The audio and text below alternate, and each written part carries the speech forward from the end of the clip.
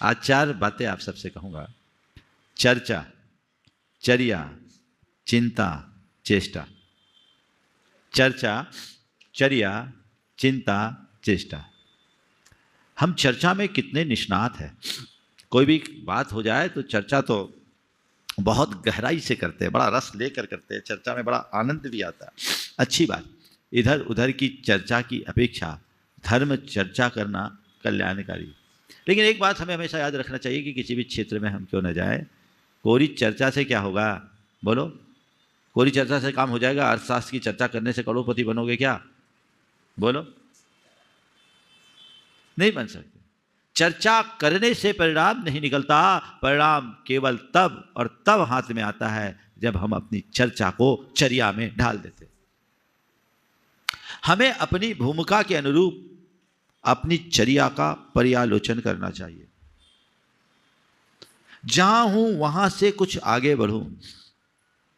यहां आप सब लोग जितने बैठे हैं वर्षों से सुनने वाले लोग हैं, और घर बैठे सुनने वाले लोग भी बहुत हैं। आप लोग भी अक्सर घर बैठे ही सुनते। श्रवण तो हम कर रहे हैं, चर्चा हम सुन रहे हैं और चर्चा हम कर रहे हैं, पर जिसकी चर्चा कर रहे हैं वो चर्या में कहां है, इस पर भी तो विचार होना चाहिए। जिसकी चर्चा हम कर रहे हैं वो चर्या में किधर है? चर्चा यदि चर्या में परिणत ना हो तो चर्चा कोरी चर्चा रह जाएगी। चर्चा का आनंद कुछ पल का होता है और चर्या का आनंद पूरे जीवन होता है।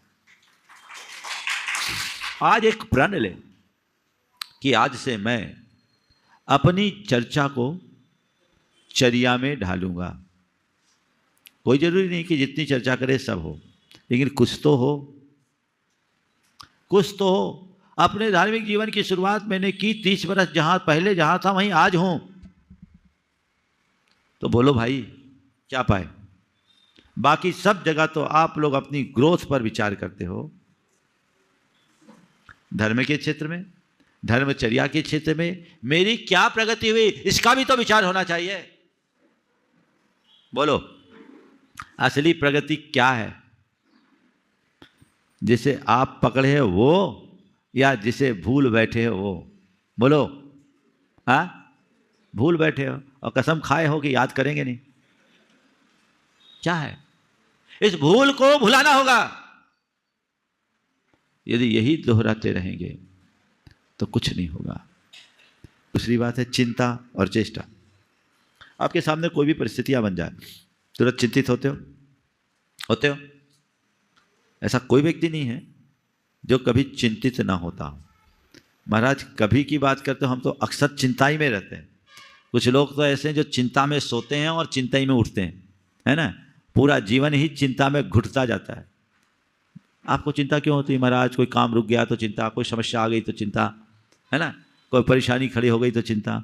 ठीक है भैया, काम रुक गया तो चिंता कर रहे हो, समस्या आ गई तो चिंता कर रहे हो, तो ये बता दे कि तेरी चिंता करने से काम हो जाएगा? तुम्हारी चिंता से समस्या का समाधान मिल जाएगा? बोलो, चिंता से आज तक कोई सॉल्यूशन निकला है क्या? अब तक का अनुभव बताओ। बोलो, थोड़ा जोर से तो बोलो भाई। हाँ, सबका अनुभव एक समान है ना?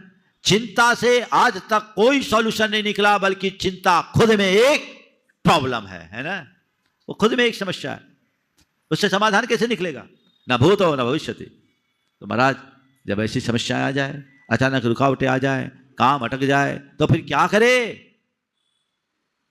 सिर पकड़कर बैठने की जगह रास्ता खोजना शुरू करो। क्या बोल रहा हूं?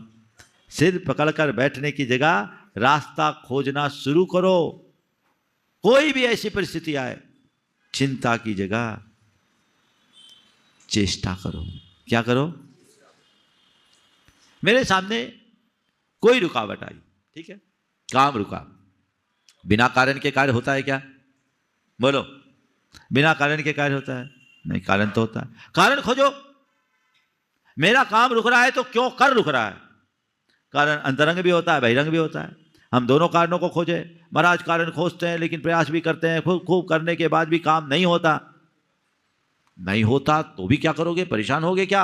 एक बात अपने मन में बिठाल दो, मेरे हाथ में प्रयास है, परिणाम नहीं। बहिरंग कारणों को मैंने निपटा लिया, अंतरंग मेरा जब तक कर्म का संयोग नहीं बदलेगा, काम नहीं होगा, तो मैं अपने पाप को पुण्य में परिवर्तित करने के लिए चेष्टाशील हो जाऊं। चिंता से क्या होगा? रुका काम भी पूरा होगा, वक्त पर होगा। चीजों को वक्त पर ढाल दो, वक्त पर छोड़ दो, बदलाव आएगा। अरे बहुत मुश्किल है, सारा काम ठप्प है, बहुत साल हो गए, हाथ बिल्कुल बंद गया, हम तो बड़े क्राइसिस में, आप क्या करें?